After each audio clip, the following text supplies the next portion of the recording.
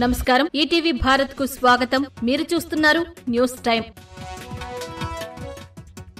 TDP కేంద్ర కార్యాలయం వద్ద చంద్రబాబుకు ఘన స్వాగతం. సీఎం అంటూ కార్యకర్తల నినాదాలతో మారుమోగిన ఎన్టీఆర్ భవన్.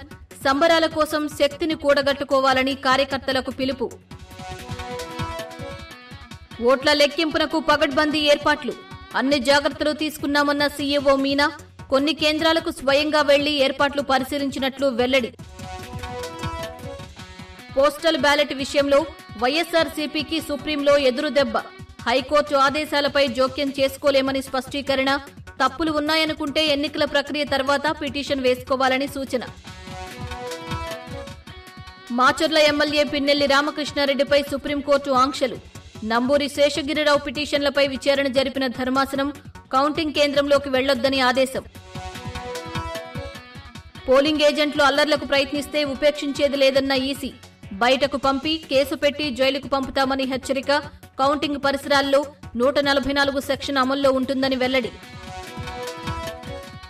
విజయవాడలో తగ్గుముఖం పట్టని డయేరియా వ్యాప్తి.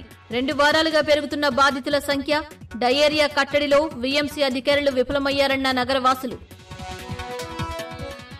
తెలంగాణలోని నల్గొండ జిల్లాలో వాటర్ ట్యాంక్లో మృతదేహం కలకలం.